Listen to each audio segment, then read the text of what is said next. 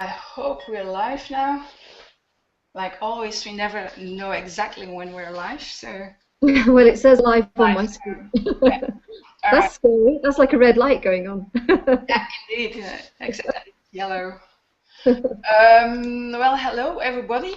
I'm going to close down my other screen because otherwise I get a lot of delay. Just we're live now. Yeah, there we are. Like always, we never. And I hate that. I hear myself then.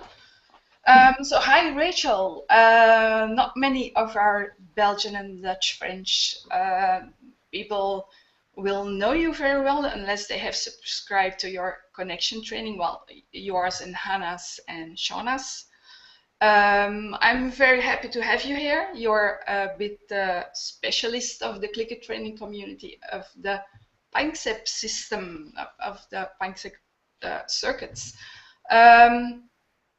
So happy to have you here, and I would like you, the first thing that you would tell us is a bit what you're interested in and explain a bit about what Panksepp is all about. Okay, hi Inge and everyone else. Thank you so much for inviting me. It's been lovely to get a chance to get my nose into some very big books today to sort of have another look at what Panksepp's saying, because very much he is 21st century science, I would say, in terms of behaviour and learning. My role in his work, I was introduced to it I think about 4 years ago. I just got very excited about it, I think very much like you, Inge. I just started to read his material and to think about how I can apply it in practice. But I would like to say that I am not a neuroscientist. It's not based on neuroscience, of course, in wonderful neuroscience, very, very good science. I do have a science degree from the Stone Age, but practically everything I learned when I did my degree has been overruled and changed and so on since then. But I think what intrigued me was that in training my horses, and I'm a kind of born-again horsewoman. I got into horses again in my 40s. I'd never owned a horse as a child, and so it was that kind of journey. I know there'll probably be a lot of people who share that. And the way I started to learn horsemanship was quite mechanistic. And obviously, first of all, based on dominance and dominating the horse. And then I moved into clicker training, and which was much more of a partnership, but it was still a little bit mechanistic. And so when I started to read Panksepp, it really made a big sense, because he is talking about the brain and coming from the emotional center of the brain and where learning happens, and learning is an emotional. Learning is created by the emotions. That is what happens. So I just got very intrigued by it and started to read his books and started to think about them. But apart from that, I can't claim any great expertise on Panksepp. If anybody wants to donate to my doctorate fund, I'll go away and spend 2 years in a university and write a book. But well, you're one of the few people who actually went through both of his books, so I think you'll probably be the best placed among clicker trainers to talk about it. Oh, thank you. Well, of course, the other thing about the work is that it is pure science. It's based on work with laboratory animals, but obviously principally laboratory rats, but other animals. Some human work, obviously, because he's not writing his books about horses. He's writing his books about people and about how what we can learn about animals relates to people. And so I think one of the things that we have to really think about very carefully when we're horse training is that actually virtually none of the science has been done with horses in mind, or has been done with horses. I mean, for example, as you'll know, Inge, because I know you studied it quite a lot, it's actually really difficult to get any decent information about the horse's brain itself. you know, basically the human race isn't interested in horses for their brains, they only want them for their bodies. So there's any amount of work done on conditioning bodies and on all that sort of stuff, and we train them, we've got training systems to make them do what we want, but actually good research, good information just simply about equine brain structures and how their brains are formed and what horses might prefer us to be doing with them, we don't have that information. So it's down to people like us, you know, us and our students. I think we're really pioneering to work out, you know, we've decided we actually want to ask our horses what their choices would be, which is why I love what we do, and that's what your students do and all the rest of mine do. So, you know, but all the time I'm aware it'd be very easy for me to make statements and say, well, this is the seeking system or this is the play system, and we don't know that. I am not quoting research on horses. I am reading basic research. I am understanding horses from where I am and wanting to make their lives as good as possible, and I'm putting two ideas together, but you know, it can be shot down tomorrow. Yeah, absolutely. We're extrapolating really from what we read on rats and humans. So yes. It's still guesswork, and we'll have to see. But I think practical everyday life pushes scientists to research topics. So maybe people will get interested in that as well. So would you please explain briefly what Panksepp has been researching? I will. He has looked very much at how he came from a background in psychology, and was frustrated that statements would be made, particularly about learning and how the brain learns, and about reinforcement and punishment and about all these things, without actually, you know, good scientific work in terms of the brain having been done. Obviously, there was an extensive history of behavioral work and an extensive history of human psychology, but people, you know, we didn't really know what is involved, what actually happens in the brain. If we say that something is learned, how does that process of learning happen? What actually happens? So what he's been doing meticulously all his working life, and I think he's now in his late 60s or possibly even about 70. So this is a body of work that's been going on for nigh on 50 years.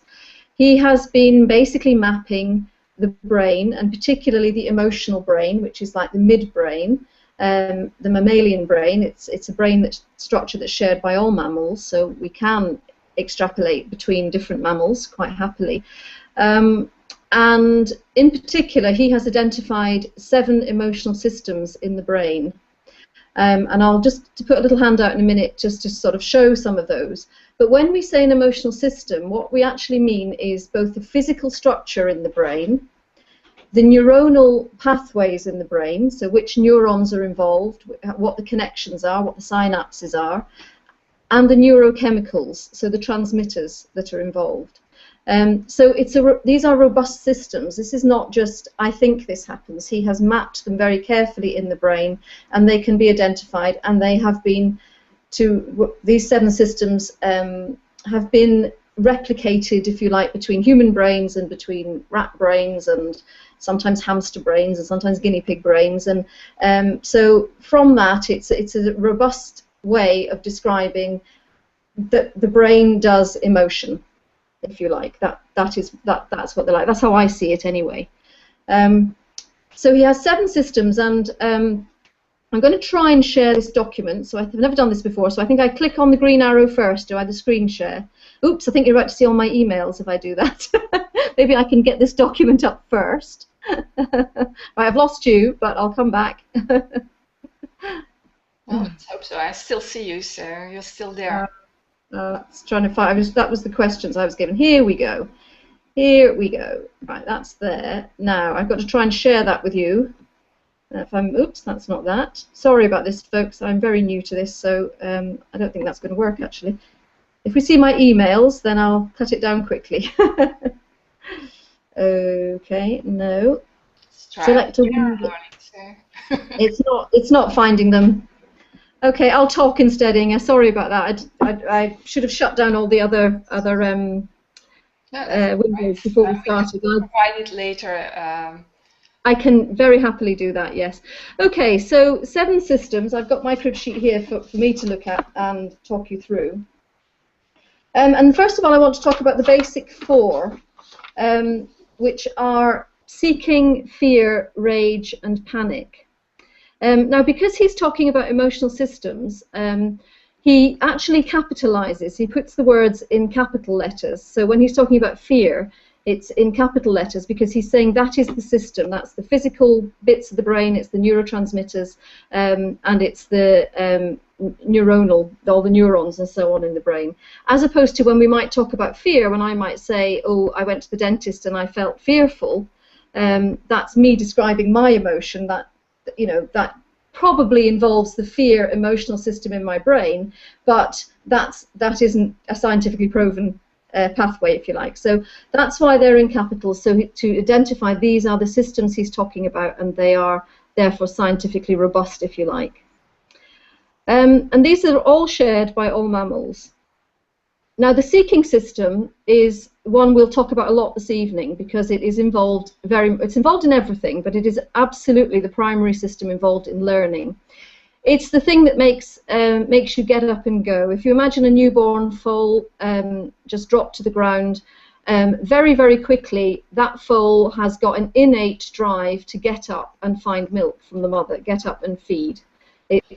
So this is an innate drive. It doesn't have to learn that from the outside. The mare isn't standing there with a clicker, clicking its every attempt to get to its feed. It's all coming from innate behavior, and that's the seeking system. And the seeking system is what makes you get out there and explore your environment and look for resources.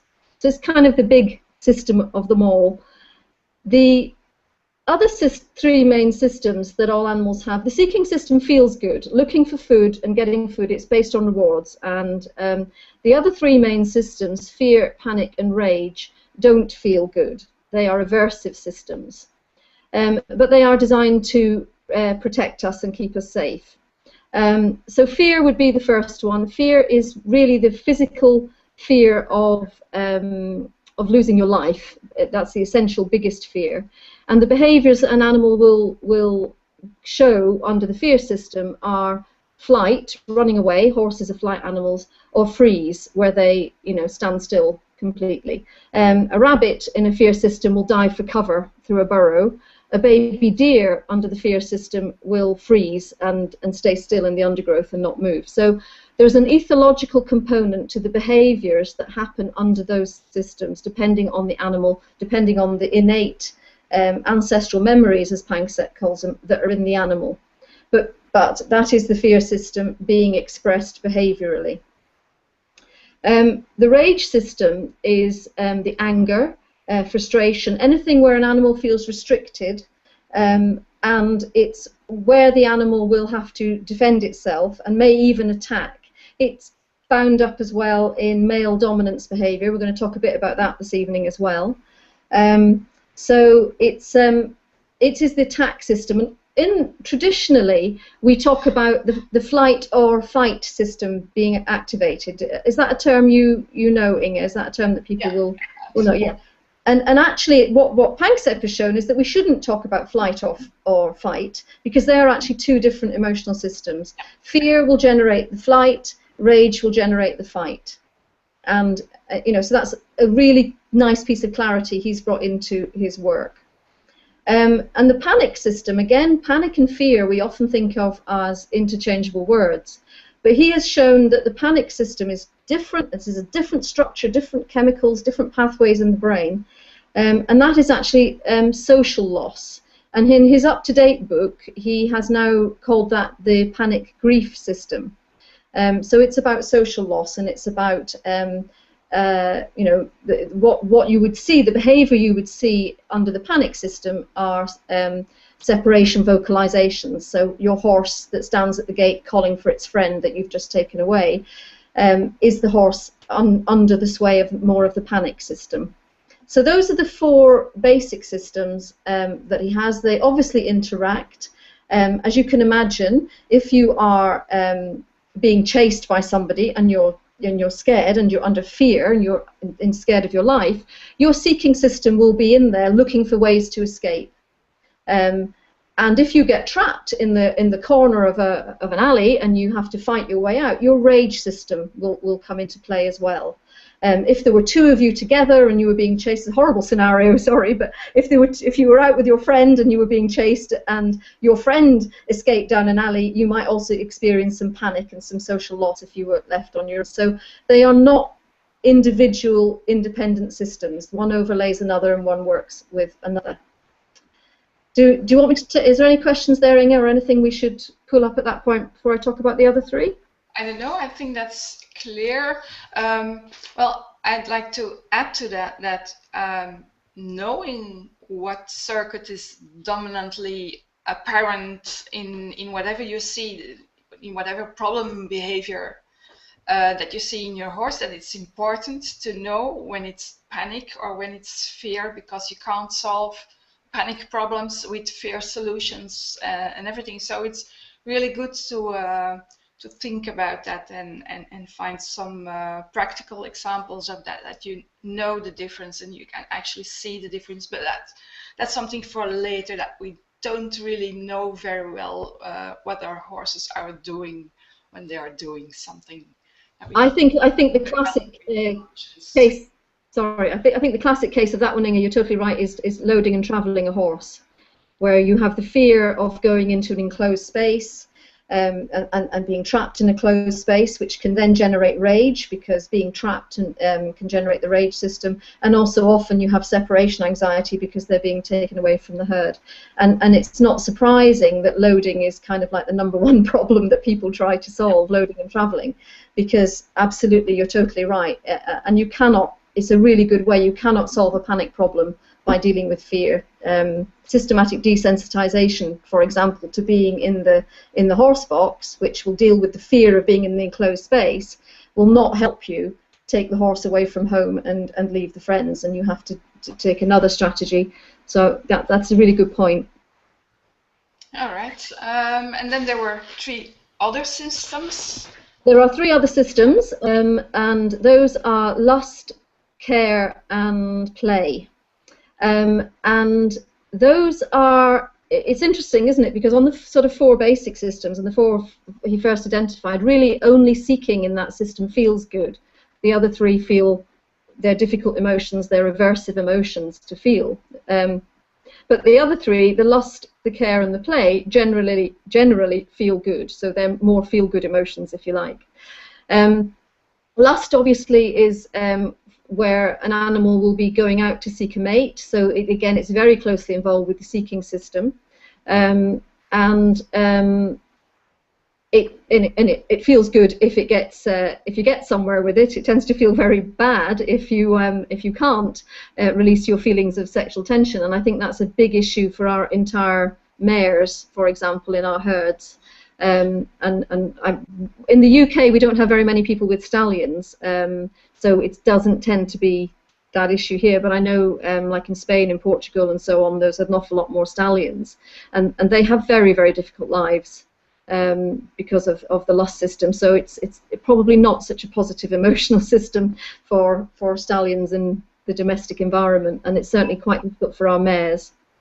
The care system is where the maternal care principally of babies, but it also is involved in friendship and in social bonds, and I think it's very important in horses, very important for their herd life and their pair bonds. And again, I think it's something that in studying Panksepp, I have come to really feel this is a system I want my horse to be functioning under, and I want me to be functioning under, in order to create that friendship bond and that connection. And it's something we'll talk about when I come on to the questions that people have asked. How can we promote those feelings?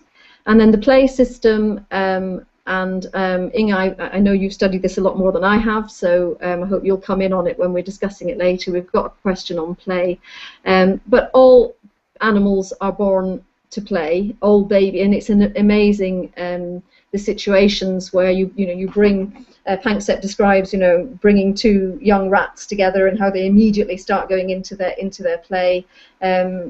People might, if they look him up on YouTube, there is lovely YouTube video of him tickling rats and basically giggling and laughing because they get tickled the same way that children do. And so a play system is very important. A lot of play is very important for emotional health. And the important thing as well to understand about play is that it's easy for play not to happen if an animal is under stress or if an animal is scared, if the environment doesn't promote that. And again, we need to think of our domestic horses and whether they are living a life of freedom or a life where they're under a lot of chronic stress and are quite shut down, if you like. Yeah. I would like to shortly intervene with that. That's indeed because I've been reading up on different scientists on play. There's actually, you have to feel good to play, but when animals, and there has been research on horses on this particular thing, is that if you are under a lot of stress and there isn't a lot of challenge in your environment, then play can pop up as a sign of stress. So, for instance, it would be like if you're human and you're locked up in a cage and nothing is to do. You start counting the tiles or seeing people in it, or so you start looking for enrichment. And so it's not, if your horse is stressed, play behavior could actually peak, but of course it isn't fun then. So brains do tend to mix up. Behavior doesn't always tend to show which circuit is working really.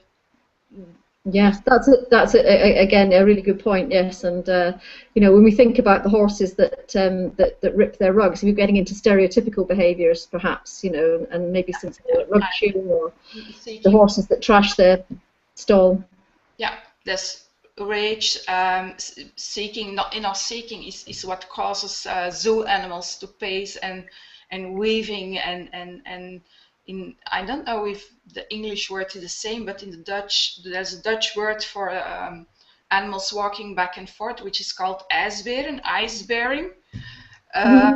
which is walking back and forth, back and forth, back and forth, which is, of course, a lack of enrichment. That's the seeking circuit that really lacks challenge.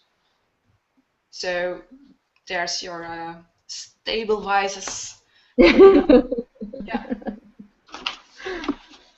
Good. So, do you want me to kind of move on to some of the questions now, or is there anything else? Yeah. Yeah.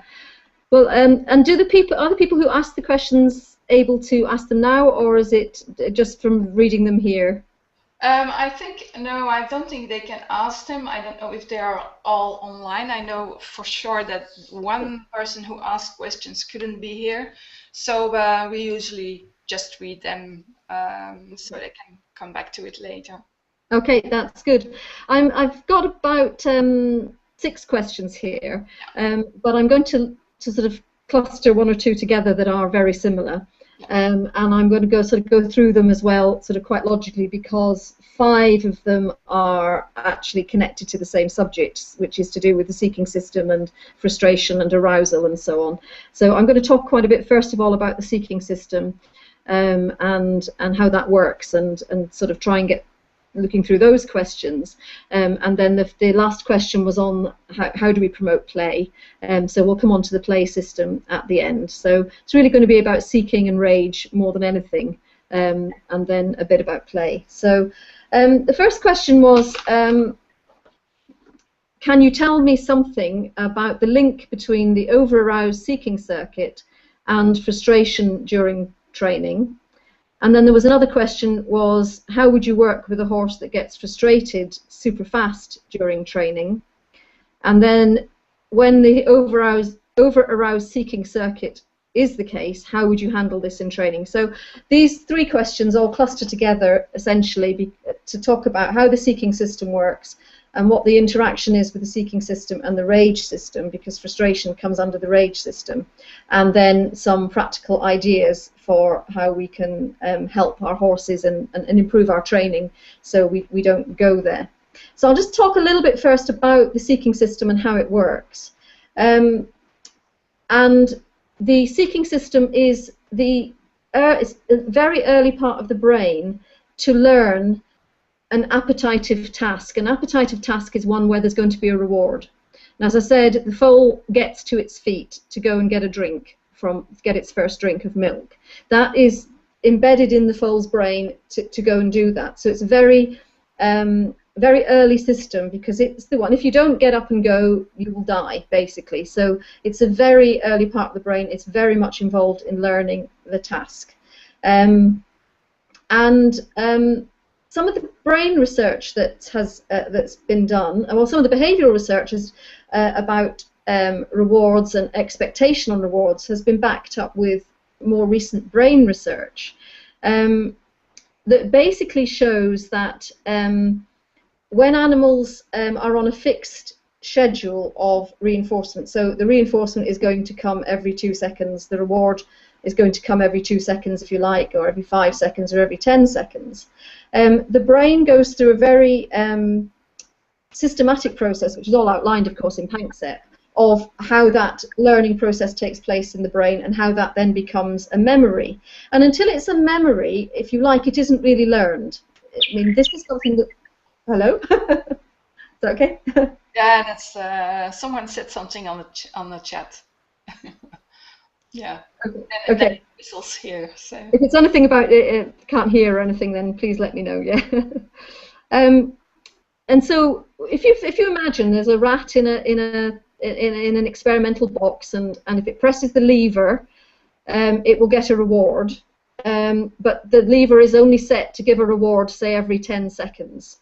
When you first put the rat in there, it's got to learn to press the lever, it's got to learn about the reward system, so it will do a lot of trial and error and trial and error and trial and error. But eventually the rat will start to learn that the reward, after it gets a reward, there's no point in immediately starting to press the lever again, because no rewards will come until about 10 seconds. And so there is a sense of time involved. So immediately after the reward, the rat goes, well, no point in doing anything, I'll just hang around for a few seconds. But round about halfway towards when the next reward is due, the rat will begin to start pressing the lever again, even though there's another 5 seconds to elapse before the food reward comes. And you might think, well, you know, what's this got to do with anything? Well, one of the things it shows us is that animals, all animals do this. We're all natural optimists. We all start pressing the lever before we can realistically expect a reward. And so we've got an expectation in there. We start doing behaviour because we expect a reward. And I think that's the seeking system for a while was known as the expectancy system. And in motivation theory, it's often still called the expectancy system. So one of the things we have to think about when we are training with rewards is we are creating expectations. The animal expects that if I do this behaviour, I will get a reward. And the enthusiasm that we get, and that often people talk about when they start clicker training, is probably linked to this innate optimism that we start pressing the lever before we can realistically get a reward. And our horses, we know, do this. They start mugging us, they start trying to touch anything. You know, they're excited and they are anticipated. So we are immediately in a state of arousal. And you can then see why that could then get into over-arousal if they started to get a bit, whoa, I think this is really going to work this time, and I'm going to come on to that. What happens just before they press the lever for the first time, though, is really interesting. The rats will start sniffing. So they've pressed the lever, they've got a reward. They go quiet, they don't do anything, they have a little bit of calm. And then just before they start to press the lever again, they start to get the heads up, they start to sniff. The arousal has happened before you see a behaviour which is touching the foot lever. And so we can see that the seeking system is an aroused system, and we see that arousal. We see that the seeking system is engaged with optimism, so the animal is expecting a reward. And so we can immediately see, because we're going to be talking about frustration, that when you've got expectation, you can have your expectations frustrated. If what you think will happen doesn't happen, then you have set up a system for frustration. And you can also see that we've immediately got this arousal. And I think one of the issues that happens in clicker training at the beginning is because we're new to it and we're trying to work out to hold out a target and to find our food reward and to do things in the right order, we aren't sufficiently aware of the signs of arousal that our horse is giving us. So if we think back to that little rat in a cage and it's sat there for 2 or 3 seconds not doing anything, chewing on its last food reward, and then suddenly its head goes up and its nose starts sniffing. That's the point of arousal. That's the arousal we want to be aware of in our horses, and not leave it until the horse is barging into us, nudging at our treat bag, chewing on the target, generally throwing behaviours around because we haven't been aware that they've already become aroused. So we work very hard now with new students to train their horses right from the beginning with a great deal of awareness about the level of arousal the horse is feeling, and to be really, really aware of relaxation and making it easy so that it can be relaxed, but also immediately training the horse that just touching the target doesn't necessarily mean you'll get a click and a treat. You know, at the beginning, yes, for the first 2 or 3 tries, but as soon as the horse is beginning to go, right, touch, click, treat, we break that pattern straight away with our new students if we can. But people like me weren't taught that way. That wasn't the technology, that wasn't the understanding. So many of us have got horses that we trained at the beginning with a very mechanistic system, touch, click, treat, touch, click, treat, touch, click, treat. We added to the innate expectation of rewards a whole lot of a behavioural suite, if you like. And we weren't aware of the level of arousal that the horse was under. And so inadvertently we train, at the beginning, we train our horses to think, okay, these rewards are going to come quickly, and we also train them to think that being aroused is part of what we want, because they're getting rewarded while they are all very up and very excited. And then they add a few extra behaviours of their own that we might maybe not aware of. And one of them in males can be dropping, that's the colloquial term, or having an erection, or the penis coming out. Because they're feeling relaxed and excited, it seems to go with the behaviour. And inadvertently, we classically condition that. They start to think it's part of the behaviour, even if they're not consciously aware of it. Somewhere in their body, they think, that's part of getting the reward. But also, we inadvertently train them that being very excited, being very up, perhaps even if we are being very focused on not rewarding them for coming into the treat bag, but we are rewarding them for standing there very tense, not coming into the treat bag, or we are rewarding them for a very strong head away. I don't want the treats. I'm not mugging you. I'm not, you know, even if we aren't aware of those things, we are inadvertently training tension into the situation. We cannot blame ourselves, in a sense, because the seeking system itself will create that. That is what it's designed to do. And so we actually have to, I think, overcompensate and be much more conscious about training for relaxation. And I think, I just think the state of play of where clicker, how you learned it, Inge, how I learned it, there wasn't that awareness about it. We didn't know we were setting up problems down the road. So quite a lot of us have created these behaviours in our horses utterly unwittingly and with the best of intentions. So, you know, thinking we've done it wrong isn't helpful. We did it, but the great thing is we can undo it, but we have to go through a process to undo it. And one of the phrases that I came across today with in revising this for this talk, which was fantastic, was animals auto-shaping, and I'm sure you've come across this term, Inge, but it's one that's passed me by a little bit because I think I've probably been very conscious, obviously, of I am shaping the horse's behaviour by rewarding this and rewarding that and rewarding the other. But I haven't been so aware as a term that the horse is also auto-shaping their behaviour. And they then... Right from the start, I first heard it from Eddie Fernandez from Orca. When he said that first moment when the horse comes to you, when you stretch out your hand, you're not doing anything yet, that's already auto-shaping. Right, brilliant, brilliant. I want you to write loads on it, Inge, because I think it's a term that I have not heard. You know, all the people I've learned with and all the books I've read and everything else, you know, I have not heard that term in use, and I think we've really got to start. But it's the same thing about how I learned what classical conditioning would mean, which is not what you usually see explained on. It's not about emotions; it's about expectations. So, yes. Yes. Another topic. Well, it is, but of course it's very strongly linked, isn't it? Because what the horse believes is so the horse believes, okay, you know, I put my ears back. I went to get the reward, and I put my ears. It's unconscious at this point, obviously, but the horse that you know that grabs for the treat and puts its ears back, but then it got the treat. So its brain got the feedback that flicking the ears back was part of the behaviour. You know, this is where we need to be starting to think about what the animal thinks is the wanted behaviour, and they make a very big package that we are not aware of quite often. And I realised this. We talked a lot last year at the Echo and Clicker conference, as you know, Inge, about the frustration and the over-arousal and these kind of very aggressive behaviours.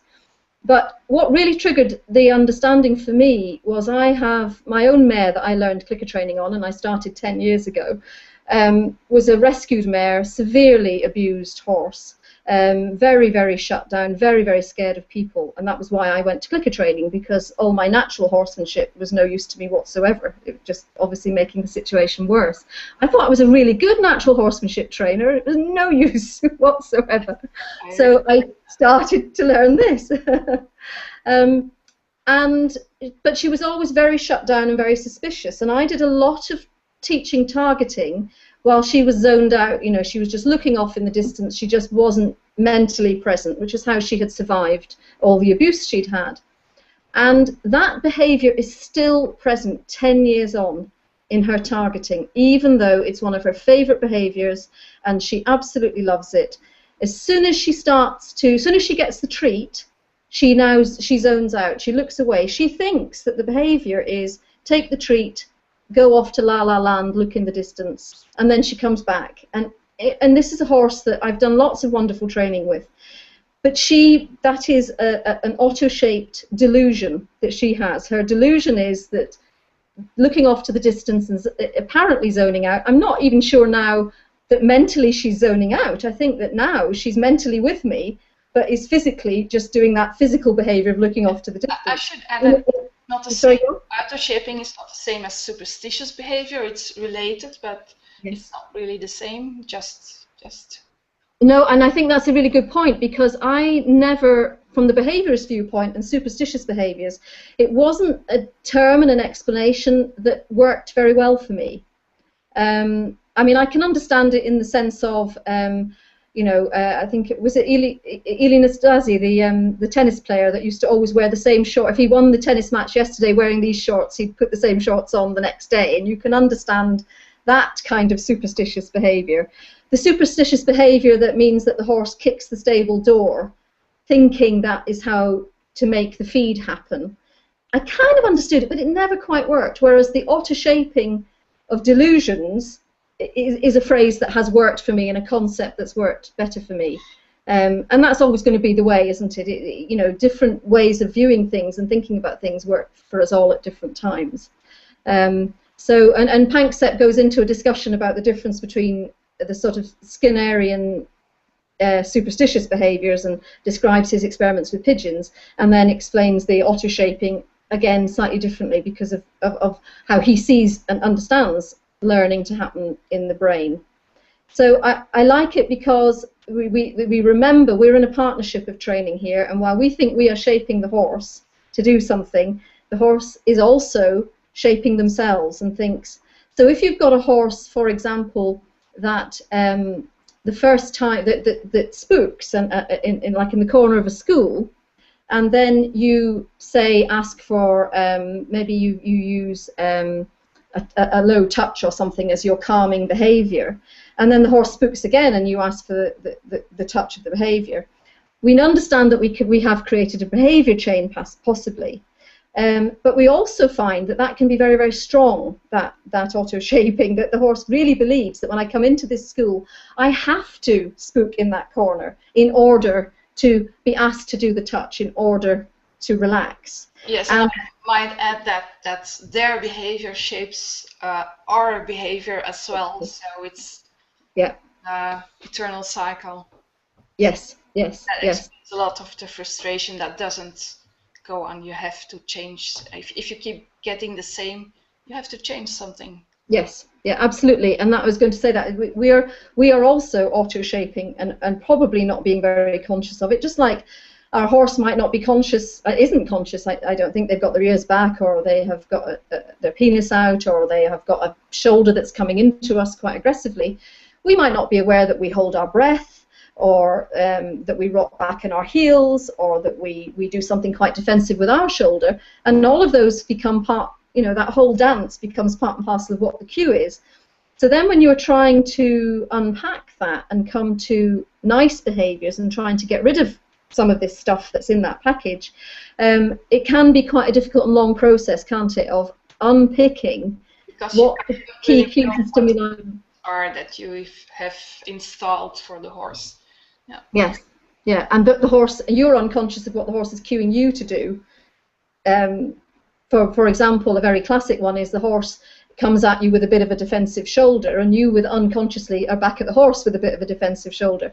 And unless you go through a process of consciously looking at relaxing and how you stand and so on, you might not be aware that the two of you are kind of having this thing going on, whilst all your brain is thinking about is the target at the front, or the mat the horse is standing on, or...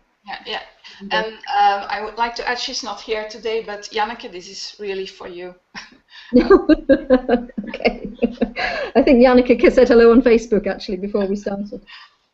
So thinking about the frustration, we've got that. One of the things that I also picked up on today in going back over this, purely with this question in mind, so thank you to the person that asked this question, was that Panksepp was talking about some work in rats, and he talked about neuro-emotional energy, so kind of like having a lot of pent-up energy in the brain, if you like, in the body. And he identified that where the rats have this kind of pent-up energy, the first thing that they did was they started to do excessive drinking. So they would keep going and drinking and drinking and drinking, so while they were being trained, while they were going through the learning process. If you took the water away, they would then start dashing off and doing some wheel running. Or if you took the wheel away, they would maybe start ripping up their bedding. Or if there was another animal present, they would display aggression to other animals. And this is where this sort of frustration comes in. In other words, if you've got animals that are under the power of the seeking system, they are aroused, they are expecting rewards, and for some reason the rewards are triggering this frustration, or the way the rewards are coming are triggering this frustration, you might get all sorts of behaviours that are about this frustration. And it's like us, we might be tapping our pencil, or we might be chewing our fingernails, or so on and so forth, when there is some frustration coming in. And what Panksepp, I picked up on, he talked about that this was particularly noticeable when the rats were on a fixed schedule of reinforcement, so it was coming absolutely regularly. The schedule was at 2-minute intervals, and they were being given very small portions of treat as a reward. And so it was particularly noticeable that you got this big explosion of these kind of frustration-like behaviours. Well, isn't that how a lot of us initially introduced target training or clicker training to our horses? We did it very regularly. Even if we weren't conscious of it, we probably created quite a rhythmical, show them the target, they touch it, they click the treat, the target goes away, the food comes out, and we probably were around about a 2-minute schedule or a 1-minute schedule without being aware. And we probably, depending on who you were trained by, but certainly I was trained 1 click, 1 treat, very small amount of food. I mean, a horse has got this huge long head. It's designed for food to be going through that mouth on a continuous basis. It's a long chew that a horse does. What's one little treat in a horse's great gallery of teeth? And it was fixed, again, without being aware of it. 1 click, 1 treat. Thou shalt click, thou shalt treat, And I think and what his quote was, I wrote down, which I thought would help this person who asked the question, was, "Animals appear to vent the frustration emerging from unfulfilled expectations on any available target." So some of the answer to this is to start, you've got to raise your game a lot quicker, and you cannot stay and do that kind of very methodical, very regular fixed schedule, the very small treats. You have to get into a variable schedule very quickly. And nowadays we teach that in the first session. Possibly you do too, Inge, but we used to not. We used to introduce variable schedules of reinforcement after we had established fixed schedules. I remember that at some point I was told you have to have it 10 times in a row, and if you have it 8 times, then only you can move on. And this is now I immediately say 3 times, move on. Yes, I would agree completely. 3 times move on. But it's 3 times. Because they have their patterns as well, and they fall to their patterns, and it's so difficult to break your own patterns. It's very, very difficult. It is, and being consciously aware that because they will pick up our patterns much quicker and better than we will. My horse is basically now, I've moved a bit to clickless treat, to some element of a clickless treating. I'm trying to have it on a 50% basic schedule because that appears to be the best in the brain. My horses know that they are going to get a treat after the 3rd click. They start paying attention in the 1st click, but and I find it so hard to vary that. I do, and I work when I'm conscious, but I bet there's plenty of times I've become unconscious of what I'm doing, and the behavior gradually improves, but it's always best on the 3rd one.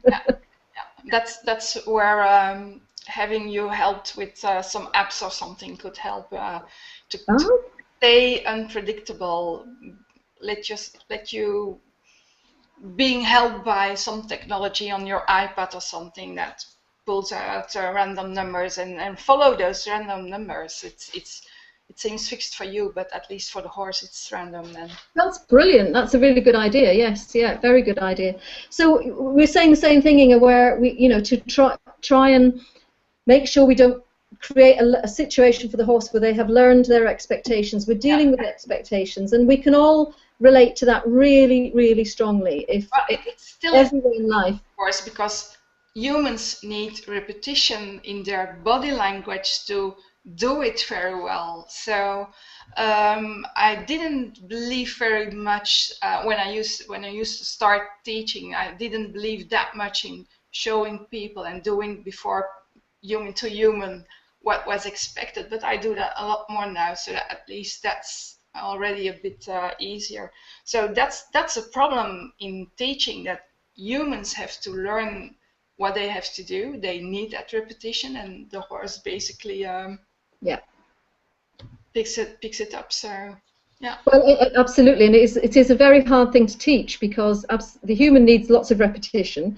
They will go through a very muddled process of learning how to do, just manage everything and do things, which frustrates the horse, and then so you've got that frustration coming in, and then the horse is already introducing their own auto-shaping. They're introducing their own behaviours. Oh, if I dance up and down 3 times, oh, that got the click. Right now I'll dance up and down 3 times. But it was only that you were fiddling around with trying to find your clicker or get your clicker the right way up in your thumb or whatever you were doing, that the horse was already doing that behaviour. So it's and the other thing that humans really like is programmed learning. We like to know this is lesson 1, lesson 2, lesson 3, and of course horses, you just cannot program it. The wheels come right off very quickly. So yeah, I think as much practicing as you can do with people, but the good thing is that what we are finding, of course, is that the system itself is quite forgiving, and so we can change things, and we can really work on this sort of stuff. So I think moving on to what can we do about it might be quite good. Just being aware of time here. I had a load more. I've got a load more on here. That's good. I'll just put it. Go ahead. Yeah. I think that'll do for kind of how the seeking system works. Think about it in terms of expectation of reward, and therefore, for me, for example, a really good example for me to think about this is when I go out for a meal. go out, at night for a meal, because when I go out for a meal, I like to be hungry enough to really make it worthwhile spending all that money and having a nice time. But if I'm too hungry, I get low blood sugar issues, and therefore, if I go into a restaurant and I'm too hungry, then I get to be a very frustrated client, and and if they take a long time to bring the bread, so that I can get eating, I will have a lot of these frustration behaviours. I'll be spinning in my wheel basically like a rat, or I'll be sipping water. I mean, think about that one. If you go for a meal and you're hungry and they bring the water and it takes half an hour for the food to come, how much water do you drink in that half an hour? That water sipping is quite interesting. So you're expecting a reward. It's important to you. It's got a high value. It might be the most exciting thing that's happened to you all week, which often our training with our horses is the most exciting thing that's happened to them that day. You've got all that heightened arousal, and then you get frustrated. And so what are the behaviours that you do then? So it might be worth people watching themselves on that. I would like to add something, that learning is very seeking system dependent. Yes. Wanting to learn something, and to add to people who get boredom is rage spread thin. I call it rage spread. Yes. Boredom is a sort of frustration. It's that you don't get challenged enough, and you see people. You see a lot of people complaining less about their horses getting bored and their horses getting frustrated, but the frustration is in there as well, just the behavior is different. So it's very good to remember that learning something new, the fact that you're learning something is much more rewarding than having learned something. And that's another reason to move on after 3 times, is that you have to go on learning, you have to progress, you have to move on. It will prevent you from getting frustrated, but it will also prevent you from getting a bored horse, because it's like when you are you want something and then you have it and you eat it, it's gone. The feeling of excitement is gone. It's learning to do things, to figuring it out, which is exciting, and having figured it out, then it's gone. There you go. Move on, progress. 3 times, do something else. Have your horse do 2 things, 3 things, 4 things for the same before you click. All those kind of things, and install secondary reinforcers and everything. So it's a lot more than just click, treat, click, treat, click, treat. I think so, and I think one of the secondary reinforcers that really help with horses is movement. And I think we often start, again, because of what we're starting with and how we're starting, we start with very static behaviours, and often very precise behaviours, and that take a lot for a horse to learn. It's a big brain job learning this, touching this target, and touching it in the right place, and not chewing it, and not doing other things, and not mugging you and things. So very short sessions. And I totally agree. And one of the things, if you've already got a horse, somebody asked the question about very frustrated with food and food rewards.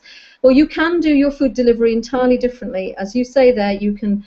You've obviously got a situation. If you've already in the situation where your horse is frustrated around clicker training, you must have some trained behaviours, and they will be secondary reinforcers as well. So you can change the emotions around clicker training. One of the ways to think about doing this is to say, okay, I'm going to go in and I'm going to ask for 2 or 3 known behaviours, and I'm going to, I'm going to say good, I'm going to smile, I'm going to say that's wonderful, that's really good. Perhaps working with the least favourite behaviour first, so maybe it's stand on a mat, and then say, right, okay, go and stand on the mat, lovely, brilliant, wonderful horse. Now can you go and touch the target over there? Oh, you're fantastic, that is brilliant. And now the favourite behaviour might be fetch. Throw down the fetch toy. I have my more regular students, and I think it's a good idea for everyone. Just list what your horse can do. It will be much more than you think of. You will, if you see other people's list, you will see a ton of things that your horse can do as well. Just list them in an order that he likes to do, the things that he spontaneously offers or keeps on doing that you have trouble keeping him from doing it, are obviously on the top of his list, and then work with that, and at least you know what the behaviors are that you can reward with, and that you just click less. It's clicking. Well, even if you have to, I mean, this is what we've created. I totally agree. And what we have created is a classically conditioned, if you want to go back to that terminology, a classically conditioned situation where the horse has all these expectations about what will happen, and has all these behaviors that he or she believes are part of the scene, that it's you that does it. It's where you put your treat pouch on. It's when you wear that particular jacket. It's when you take me into the school. It's when you separate me away from the others. You've got so many cues that you've created that your horse is so aware of, and goes, oh, I'm on. All of those cues are reinforcing in their own right because they've all been classically conditioned. So my horses, we have 8 here, and we don't have time to play with them all every day and so on. And they stand there and they look at us and they go, can it be me? Can it be me? Pick me, you know. So just getting your horse and doing 2 or 3 games, you don't even need to put food in there. You can take the food out. You know, if you've really got a problem and you're trying to change the energy and the emotion around the training, then take out the click and the treat to start with, and just go, well, what does my horse actually like to do? What will my horse do for nothing? Yeah, for the sheer joy of doing it and the attention and being with me, and find that out. Yeah, the things that he really likes to do, the things that he loves to do, don't click them. There's another thing about it, which is about the extrinsic and intrinsic motivations and autonomy and control, which is another topic again.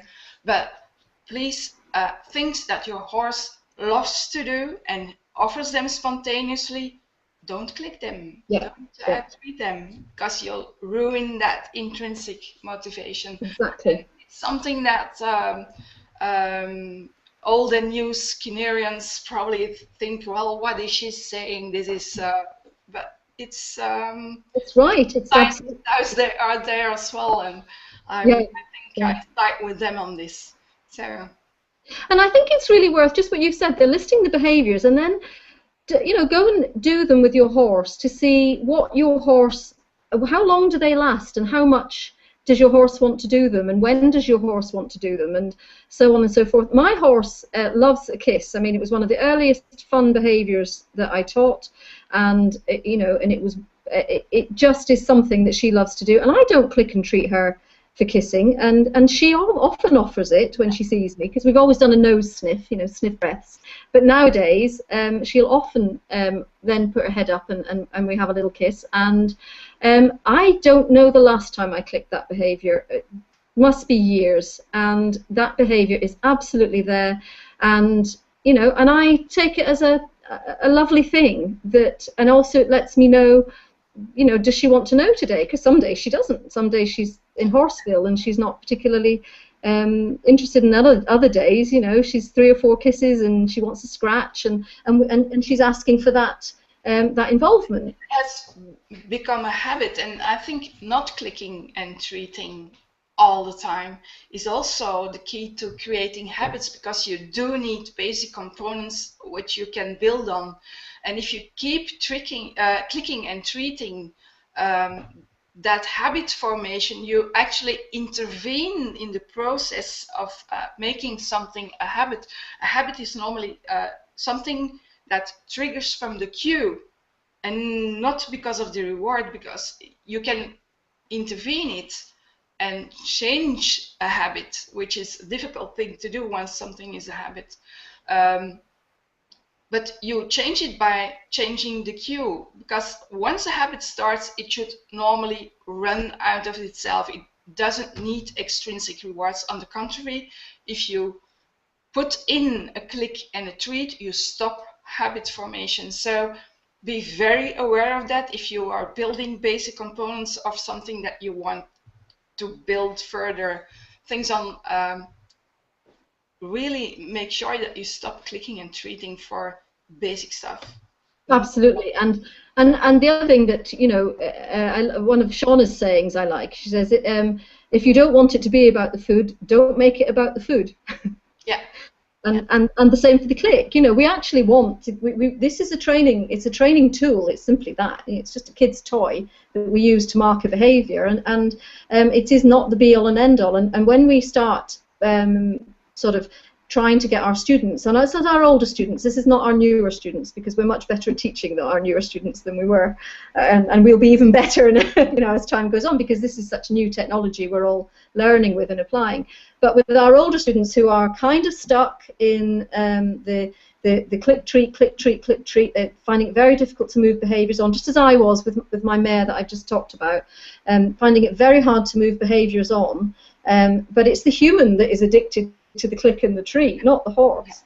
And it's every single pair that we have, you know, started saying, right, don't click and treat that, don't click and treat that, don't click and right, you're not having a clicker in this session, you're not having treats, you're going to have for 10 minutes, and you're going to if you don't get regular lessons from someone who knows it and guides you with it, then it's so easy to fall back, because someone can come to you once, explain you some things, you are helped enormously, and you fall back to the things that you do. You kind of keep what he or she told you, and then you fall back in a new pattern, and it might be necessary that you just have someone there who reminds you to move on, that you click for progress and not for something that you've gotten. But it's for the learning process, and not for keeping it happening. So. Yeah, and I think so. So one or two practical suggestions to help that along, because it is our, you know, if we look at it like, well, I'm a bit addicted to my clicker and treating my horse, and it makes me feel good, which of course is going to be why it's sort of an addictive process, if you like. But you don't want to just say, right, I'm not clicking treating anymore, and then go and take your horse into the school and try and do everything today that you did yesterday with clicks and treats, because you will have one horse who is very frustrated. They've had all their expectations. So you might say to yourself, okay, I'm going to go and do a different kind of session today. I'm going to go and play somewhere different and do it completely differently in a different place. I'm going to think about what are my horse's favourite toys, take those with me, and we're going to do, you know, I'm going to give, you know, sort of 3 or 4 throws of the fetch toy, and then I'm going to take my horse back to the stable or back to his somewhere else, and in a feed bucket I will throw a handful of treats, and so I will have given my horse the treats that I know I want to give him. And you can just stand there and hang out with your horse while he's eating the treats and be very relaxed and very chilled together, and then do a lot of that, a lot of hanging out with your horse and a lot of being relaxed. And when your horse is truly relaxed and truly ignoring you and not thinking you're going to be the fount of all food and all fun, at that point you can say, well, would you like to pick up your fetch toy? And just do that, and then go back to chilling, go back to relaxing. A good tip you can do, if your horse is very kind of, come on, let's play, let's do stuff.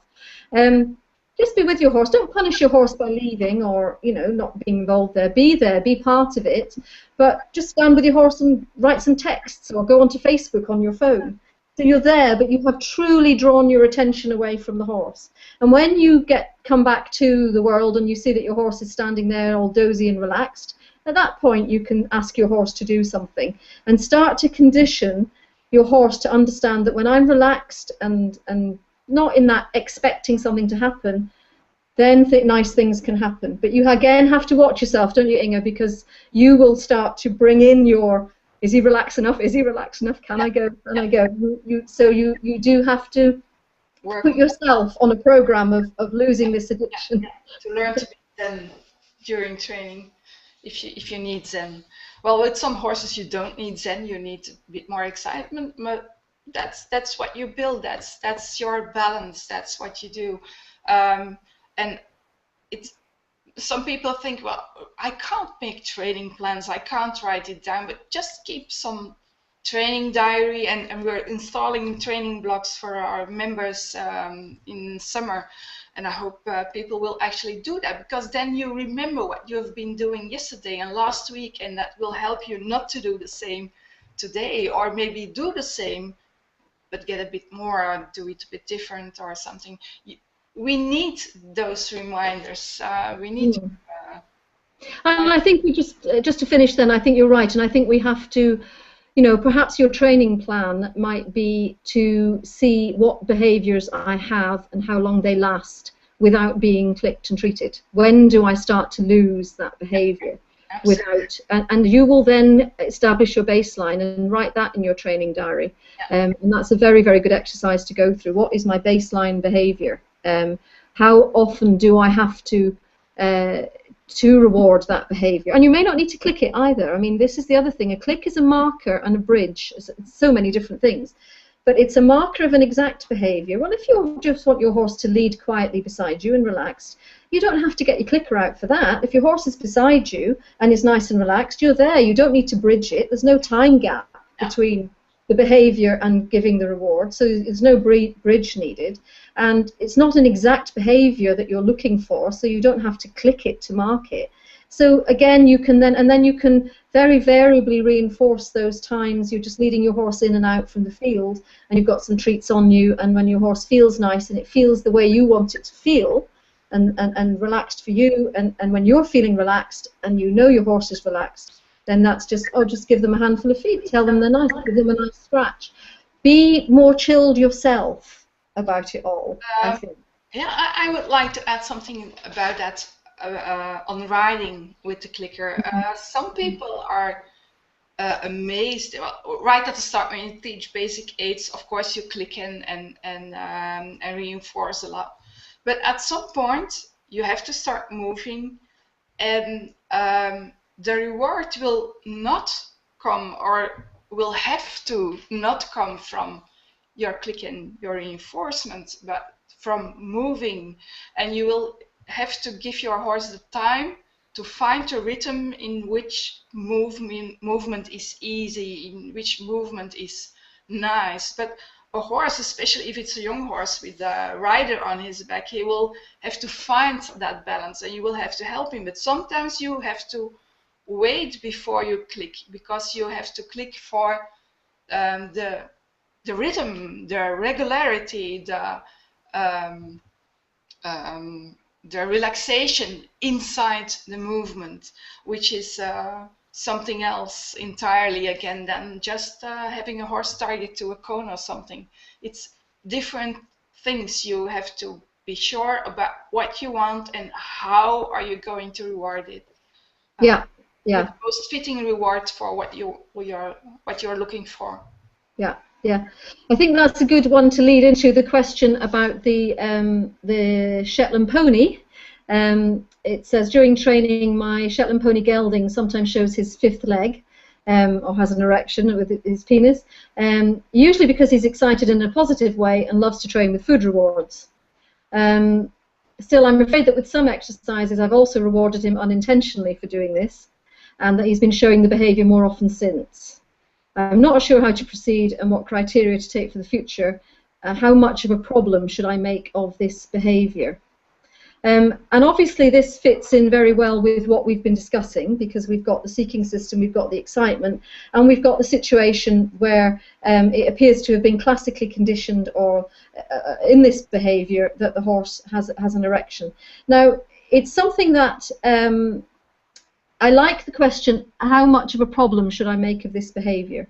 Because I think that depends on what you want and how it feels. Because what we've certainly identified is that some horses drop or show their fifth leg, and actually they're quite relaxed and they are in quite a state of calm and pleasure.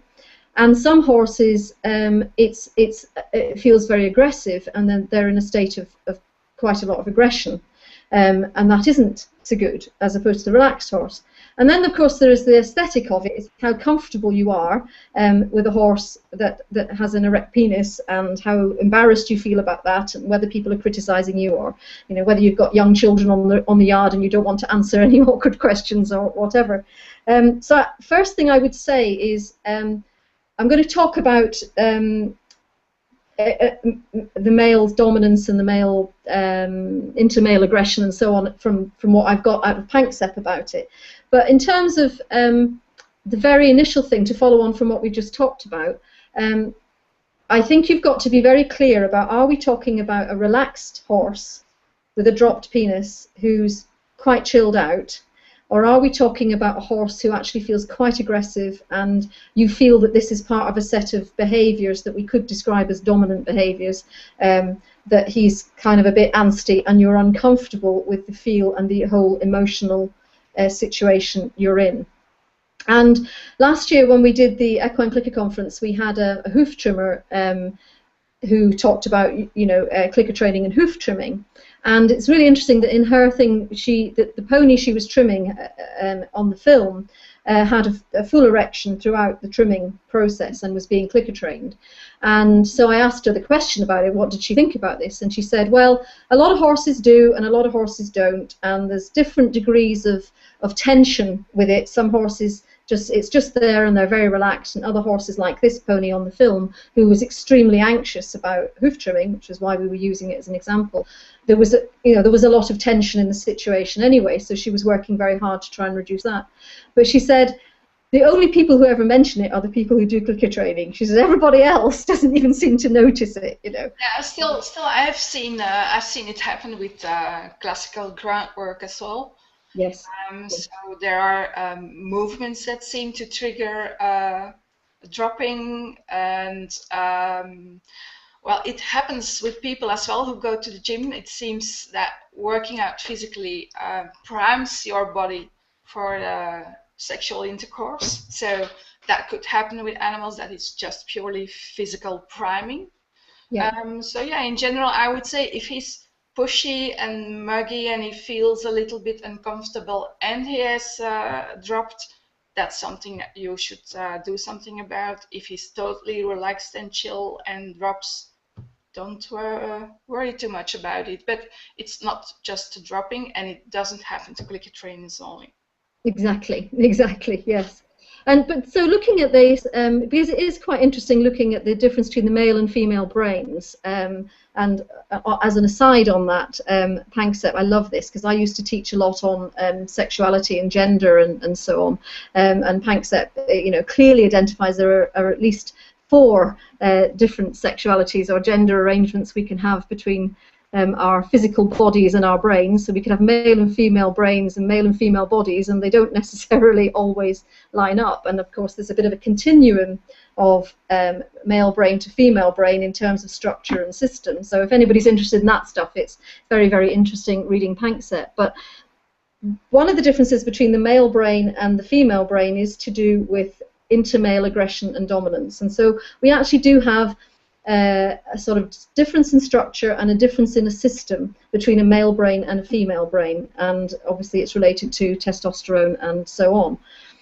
And one of the interesting things is that there's a very close neuronal arrangement, association between aggressive encounters and sexual activity. And presumably that's a bit of what you were talking about there, you know, about physical activity priming the sexual system. Possibly particularly if somebody is, or if a man is working out very strongly and very aggressively and is really pushing himself, these neurons in the amygdala are very closely related, and both can be aroused. So we can have that situation where the testosterone is acting on both systems simultaneously, and so that can be why the two of them are being primed at the same time. But I think it's really important, are we looking at aggression? And because so much of aggressive behaviour, I should say, is actually socially learned. And the expression of that aggressive behaviour is socially learned. So we can, although we can say it's there, we can mediate and we can do a lot to teach, basically, as we do in society with our little boys, particularly, what is appropriate behaviour in public and what is not appropriate behaviour in public. And that is what we want to do. Knows how to behave, how to do these behaviours, but they have to learn when they can do them and when they can't do them. So it's a matter of explaining to the horse somehow that this is not what you like to see. Yeah, yeah. And one of the interesting things is that, and there's been quite a lot of studies that have come out on this recently, I'm sure you've seen them, is that when people are winning, their testosterone level goes up. And obviously this happens in animals too, it happens in all the rat experiments. So when you feel like you're winning, and so somebody plays the stock market, they've measured it a lot in stock market traders. And look at hooligans. Plasma testosterone. Sorry, go on. Hooligans. Yeah, right. Same. Yeah. So if you make a good burglary and you get a lot of, or do you mean actual sort of more violent crime? Yeah, that they become more violent. Yeah. The winners become more violent. Yeah. Because the increase in testosterone increases the sense of social status, the social strength. They feel more powerful, because they are more powerful. Because physically in the muscles and so on, there's more power there. What happens if you feel more powerful? You have increased expectations. Who do you, don't you know who I am, would be the statement that a person might say. I want the best seat in the house. Don't you know who I am? I should be treated this way. That power system comes through. So we're back to where we were 5 minutes ago, back to our expectations and then the frustration of those expectations. So if you are in a situation where you have a horse where part of the training has created this frustration, but part of it has been that they have dropped while they've been trained, so it's classically conditioned, and but they have a sense of winning. I mean, if you think about it, a horse, most of our horses before we started clicker training had never been in a position to win with a human. They were always being dominated. They were always being told who's boss. Shown who's boss is the phrase we use in the UK. Show him who's boss. And then suddenly we come in and we give them a great game. If you think about your gaming stuff, we give them this game where they start to win, and they're winning real rewards and real prizes, and not only the prize of the food reward, which is very salient, but your attention. They're getting picked out from the others, they're getting to be special. We're also firing their brain up, so they're beginning to probably in their own horse life, they're starting to do other behaviors. They're getting a bit bolder in the herd and a little bit bolder around the yard. Things that scared them yesterday, they're going to do today. Yeah. So all the things that happen we also climb the ladder. Yeah. And when you climb the ladder, you have bigger expectations. And when those expectations don't get met, you have bigger frustration. And that frustration is rage. And rage is also related to the sexual arousal in males through this dominant system. So we've got one thing building up upon another. And so I love this phrase that Panksepp used in talking about winning increases plasma testosterone, as we've just discussed, which gives feedback into the learning system about status and learning and status. And it triggers, or not triggers is too strong a word, it creates a learning that channels into the single-minded pursuit of a goal. Yeah, so it's very focused, and we think about our stock market traders, and they're looking at that screen and they want all the things to be flashing with the arrows going up. Well, again, we do that unwittingly if we clicker train and we have this one goal: touch the target, do this thing. We can actually foster that single-minded pursuit of a goal, and the goal is very clear, the reward is very clear, and so we can unwittingly feed that system, and I think that's what we've done, and I think that's what we've created unwittingly in that way of teaching. Yeah, it can work really well, because that's one of the things that external motivators, extrinsic motivators, work really well when there's a clear goal and a clear way how to do it, and that's when it works really well. So it can work for you, but it can also work against you. Yeah, absolutely. So everything we've said so far about dealing with, thinking about the expectations, thinking about how we deal with them, variable schedules of reinforcement, short sessions, don't keep rewarding stuff that is by now should be forming a habit or is a habit, look for relaxation, all of those things will help with this situation. And then I think there's two more things that I think specifically can be very helpful. And one of them is that so the other side of the coin is the, I've talked very briefly about the care system, in fact I only just introduced it, but is the female hormones, the estrogen and progesterone. These are kind of anti-aggressive hormones, if you like, and oxytocin's another one. These are involved in the care system. These are the things that promote friendship, they promote nurturance, and males have them too. You know, females have testosterone and males have these too. But so one of the things that can really help is that these, particularly oxytocin, but these chemicals are promoted by touch. And this is, you know, the whole basis of why massage therapy, for example, can be so healing to people with grief and distress and depression and so on. It actually brings up these feel-good chemicals in the body. And so one of the things to think about with these horses is, again, to change your reinforcement from treats to scratching.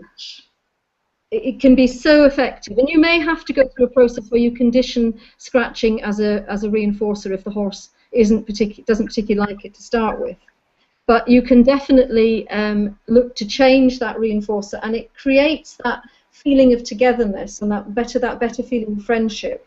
And actually, as we come on to it, it also can help to promote play feelings, which are quite different from, because male play, although it can often look aggressive, a characteristic of it is it isn't aggressive. And if it starts to get aggressive, then often the play stops. If one side starts to feel this is just getting a bit too much. So I think really look at scratching and touch and what your horse likes. So again, you want to be spending some calm time with your horse, without your click and treater, working out where your horse likes to be touched, how your horse likes to be scratched.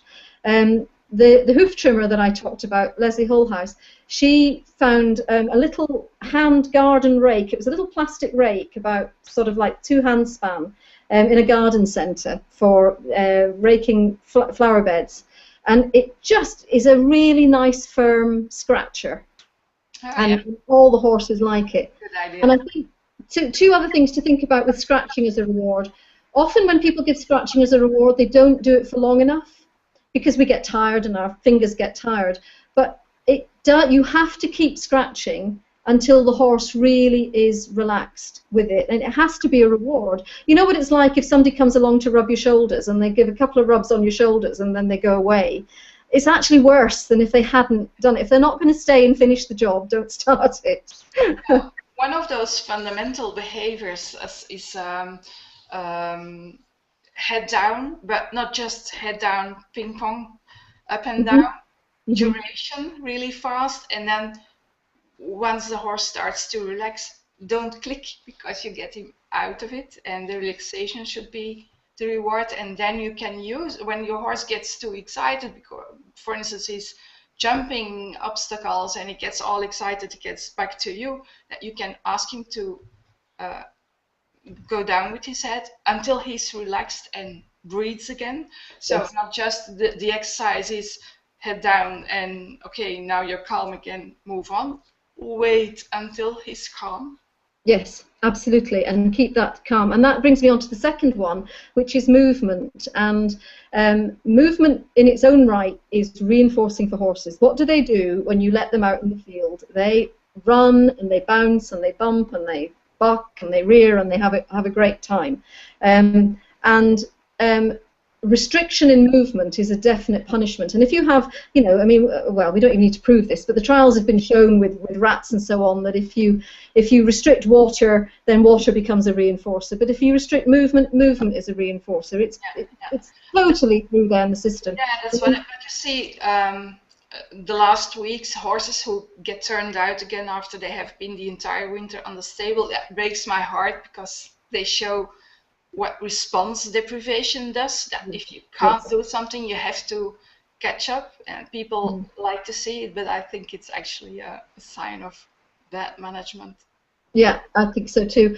But what I was interesting, I picked up in so we know that movement works, and this person with the little Shetland pony, it's very much something that we use when if we're working with, we've got two that we classically conditioned and ended up with this erection problem in training, and one of them is a Shetland pony as well. Rachel, can I intervene? Maybe you could put some light on because it's getting darker and darker there where you are.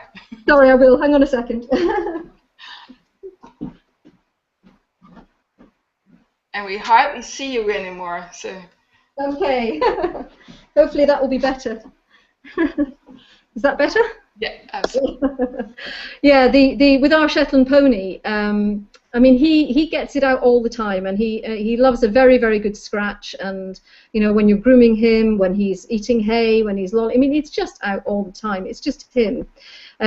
But what we found in training, that if we didn't pay attention to it, and he was getting clicked and treated, then he would start to nip and bite and get, you know, all the aggressive behaviours with it.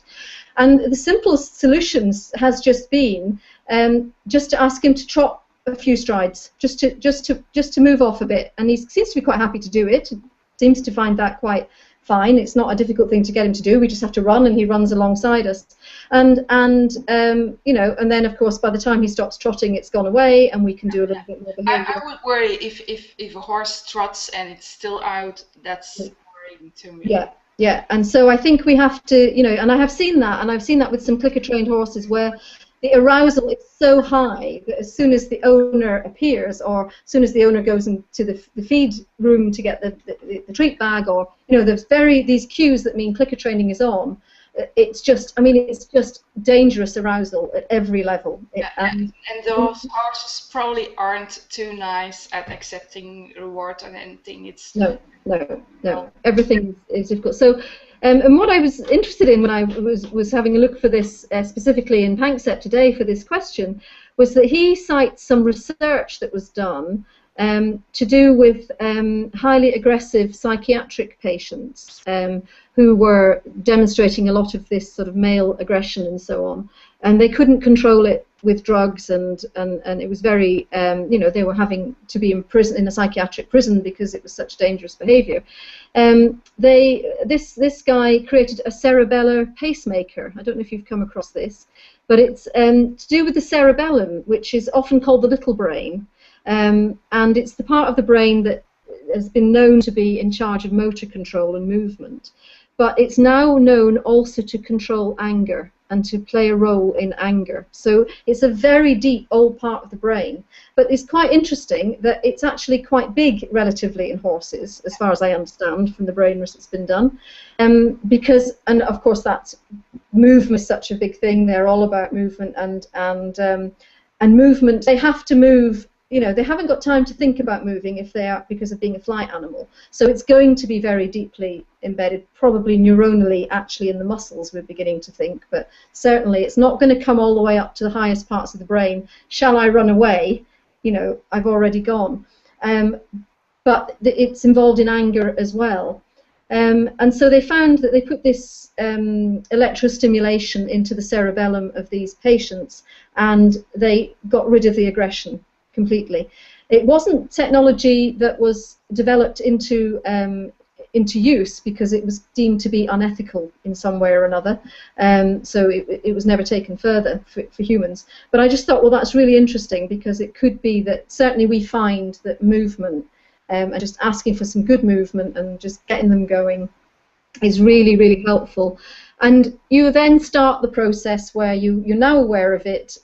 You can start making sure it's no longer a part of your training. And, you know, with all the things we've talked about, keeping the working on frustration will help to get rid of this. But if you're still left with this particular issue, then I think those two things really help, using scratching and touch as the reward, and using movement. And, you know, I don't think it's any use trying to just say I won't work with them when they've got an erection, walking away, whatever. I don't think they've got any conscious control over it. I don't know if you have any other information, Inge, but I just don't think it's something that they can say, oh, I'll put it away and then she'll carry on. I don't think they can. Yeah, it's the same like clicking for ears forward. It's not something that makes sense.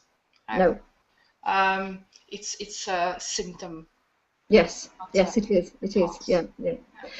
So I think that's on the mail, and I think there was one more question, because I think the person that asked about being frustrated by food, but very motivated. I think we've covered that sort of balance between motivation and frustration.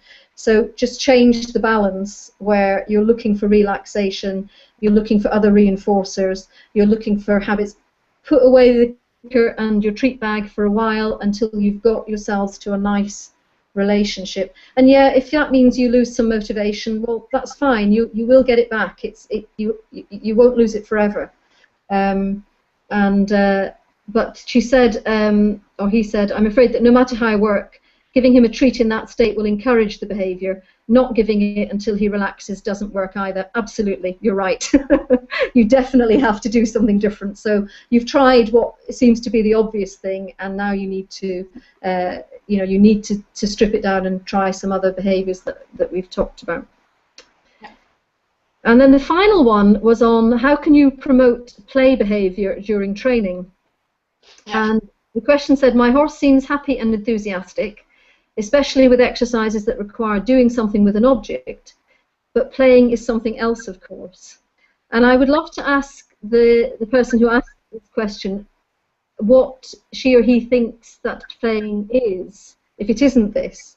Because I think it's actually quite a good description of playing, and I really do bow to you, Inge. I know you've studied play a lot more than I have. But happy and enthusiastic, and doing something that requires doing something with an object. So object play. There's different kinds of play, and while Panksepp in this case mostly talks about social play as something about locomotor play and learning the rules of what fair play is, and learning to be in a herd, learning to move better, everything. There's also object play, and it seems to be that locomotor play and social play is a slightly different circuit in the brains than object play. There's actually other scientists, and to me it seems that object play is more related to seeking, but object play and social play and everything are actually really, really important for everyone. It's why you're also on Facebook during your work. It's because you do really need to do things differently than purely work. It's why you watch soccer, it's why you play chess, it's why you start golfing, or it's why you start riding horses. It's actually play is that's how I translated Panksepp's work, how I connected what I read from other scientists to Panksepp is actually also part of the seeking circuit in that sense that it makes you better at solving problems on your own, for your own. The motivations comes from inside and not from the outside. So generally, everything that your horse does, because he does it and that he likes to do on his own and looks like play, is play. Don't go rewarding that. Don't go clicking. It's what we said earlier, that if your horse runs around and comes back to you all excited, he's exhibiting hopefully not frustration, but he's exhibiting play behavior. And the inner motivation to do that is so big that you do stay away from it. Don't reward it. Don't click it. Don't treat it. Maybe ask something else, like head down until you're calm if he's really excited, and click for that. Maybe. So it's your horse will tell what play behavior is, and object play is an important part of what play is. It's what foals do to explore the world. It's what I think we actually have to encourage horses to do object play. And I think of Saskia, who has been doing a demo where she has all kinds of movements, and then her Zita, the Haflinger there, he went out playing with the ball. So great. And that's what I like about clicker training, is that it can show horses the way to play.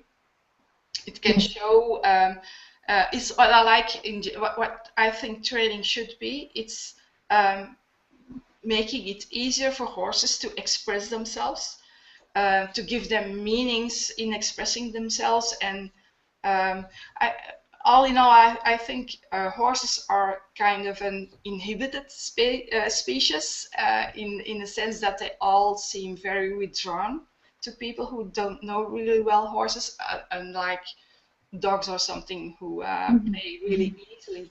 But we have domesticated horses, and just like we have domesticated wolves, well, they aren't wolves, but they have the same ancestors.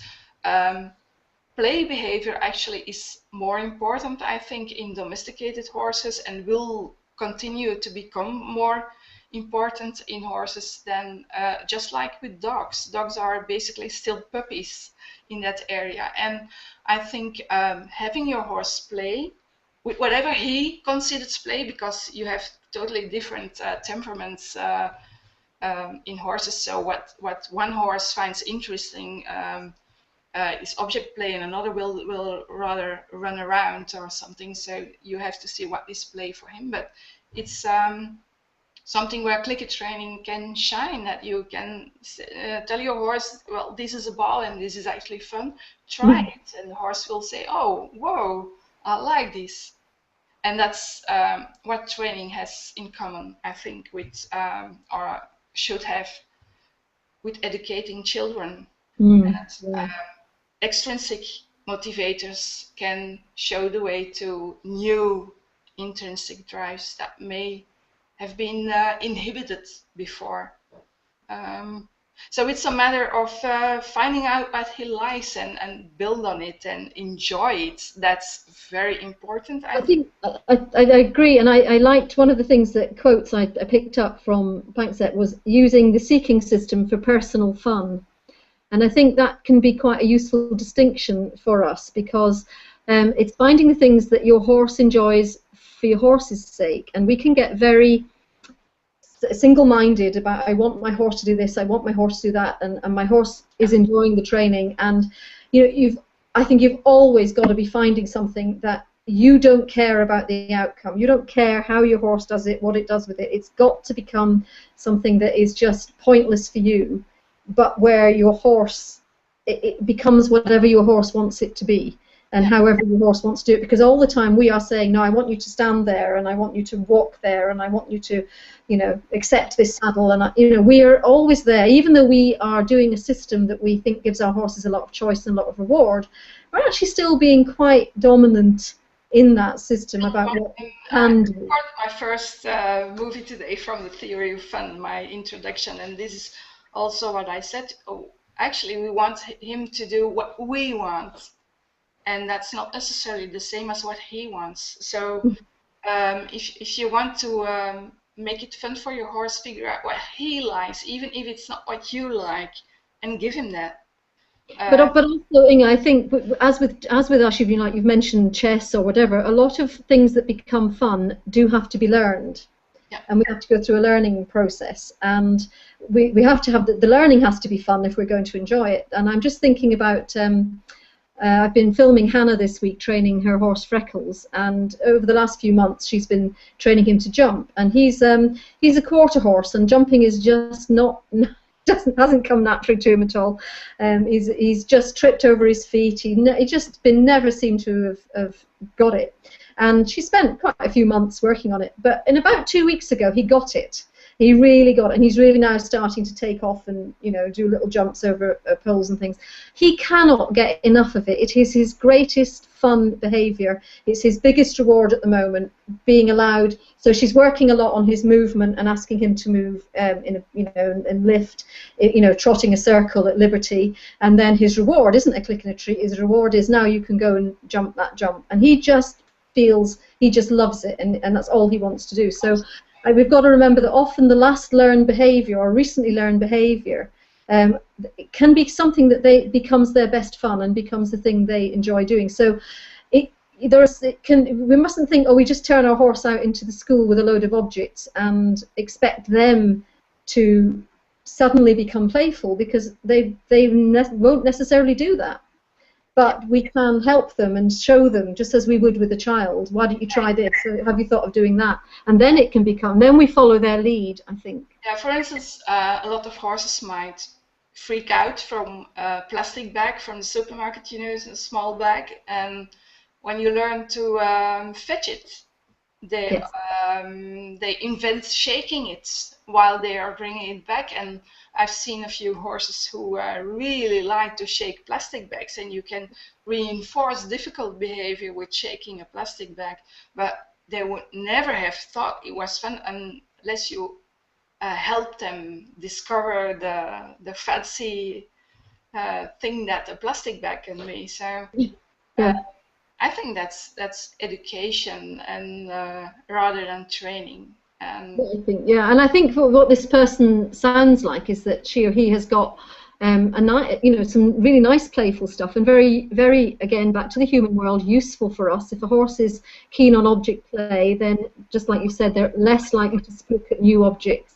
that they meet when they're out and about. They're more likely to go, I can go and touch that, or I can stand on it, or whatever their play behavior is. But I'm wondering if maybe the question, maybe they don't have much movement play. Maybe that's what it's referring to.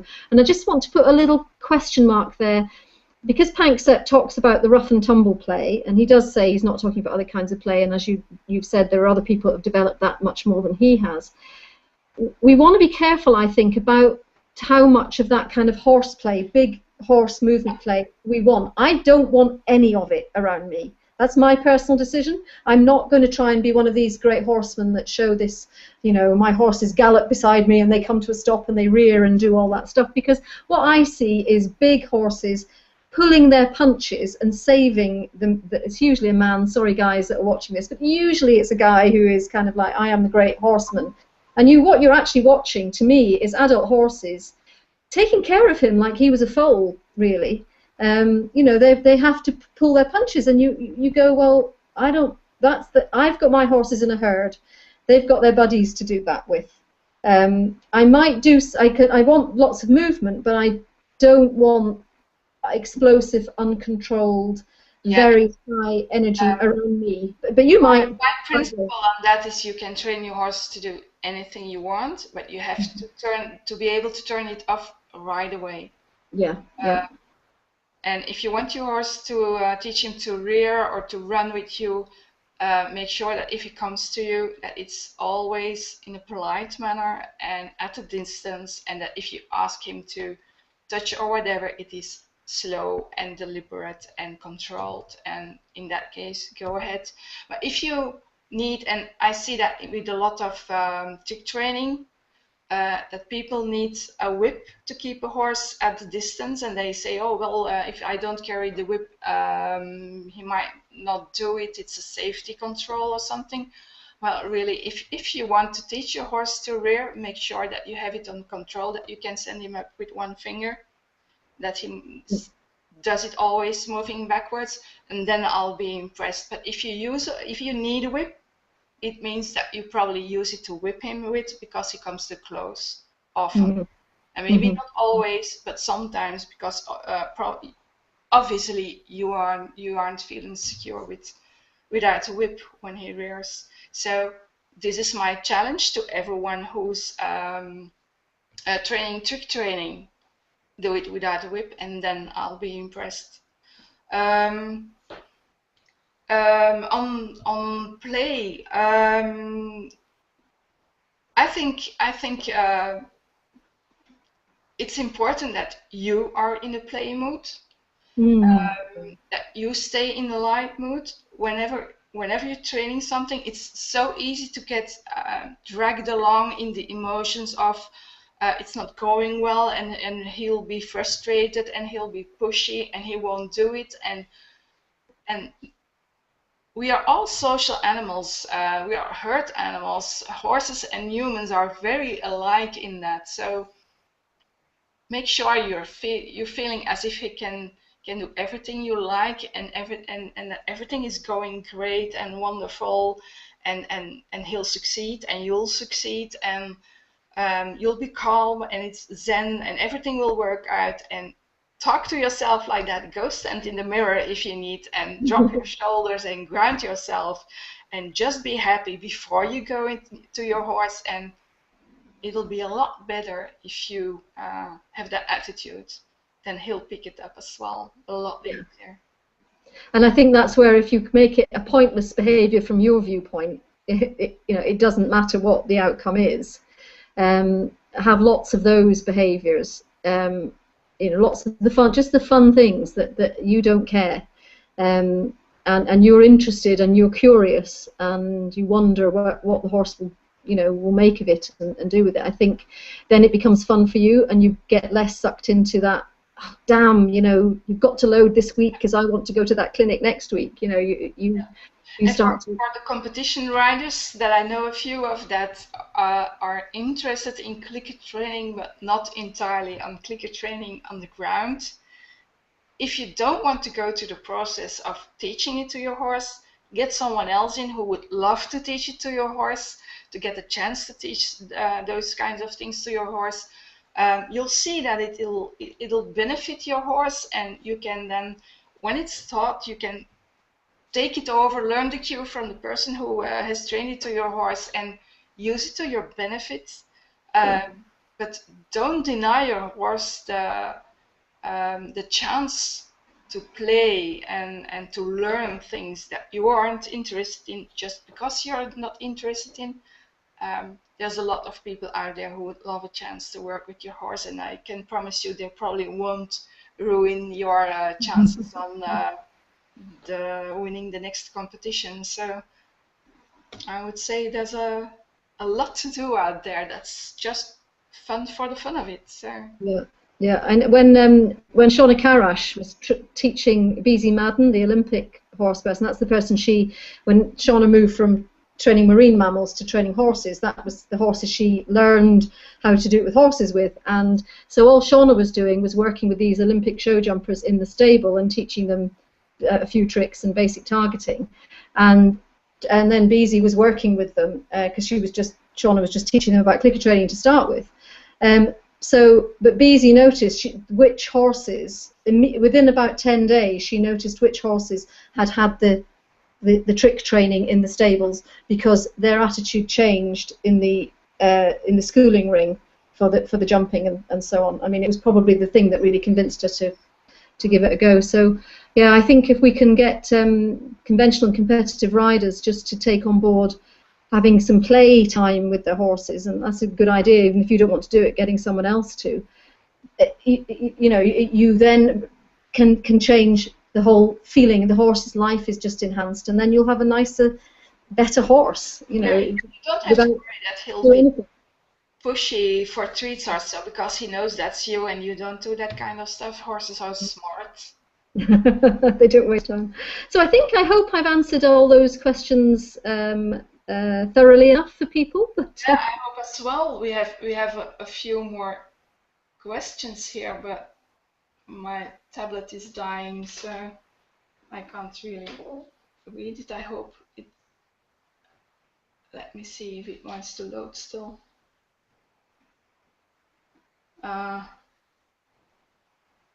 It's loading slowly.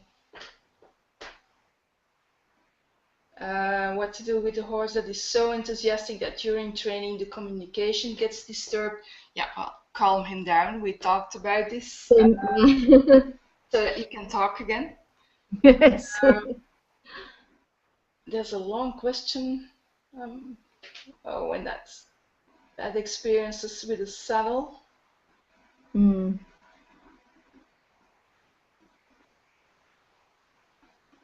Yeah, well, physical pain.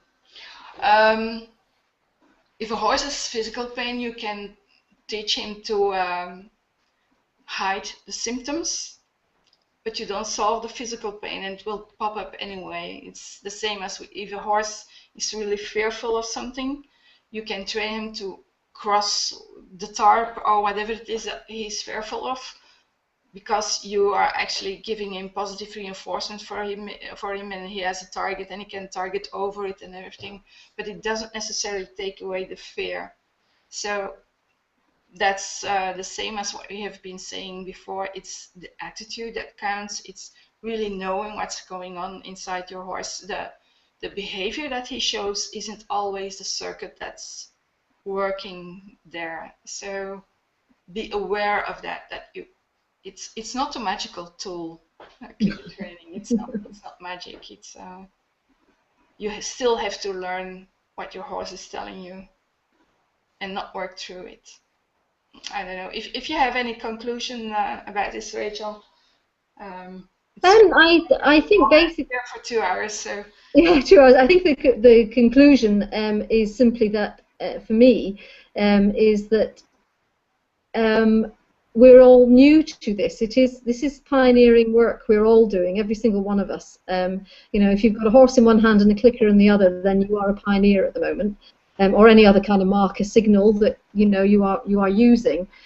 So don't beat yourselves up. You know, we're going to make mistakes. We're just hacking the track out, and it's fantastic that we're doing it, because I think that, like you just said, you just sort of talked to competitive riders. We're getting a lot more interest now from people who don't want to, completely change their horse training, but they think, how can I add this little bit in, maybe to help with a behavioural issue, or maybe just because they think, well, it might keep my horse occupied in the stables a bit, or whatever. And I think, because you've got people who are, these people that have asked the questions tonight, because they're doing the basic work and getting, we're finding the borders and finding the bits that don't work. We're doing a great service to horses, because then other people who won't be prepared to do that, they won't be prepared to put in the kind of spade work we're all prepared to do, and make the mistakes and have the problems and then have to solve the problems. Yeah, there's a lot of people out there that will only start doing it when everyone else is doing it, and that's all right. It's fantastic. All kinds of people. So. Yeah, so I think keep doing what you're doing, and don't worry. The thing about it is it's so forgiving, because it's so positive, and eventually your horse just goes, okay, right, now this is what I get rewarded for, fine, and they're just happy to change, really. So yeah, it's good stuff. I've really enjoyed that. So thank you for the opportunity. It's been really good. Thank you for being here. It was a pleasure to have you here, and it will take ages to put subtitles on this. Oh, you have to put subtitles on it. A lot of fast talking, so. Oh, I'm so sorry. No, that's all right. That's all right. Pleasure to do that.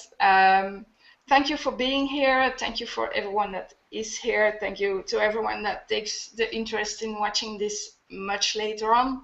It was very nice to have you all here, and I'll see you next time. Thank you.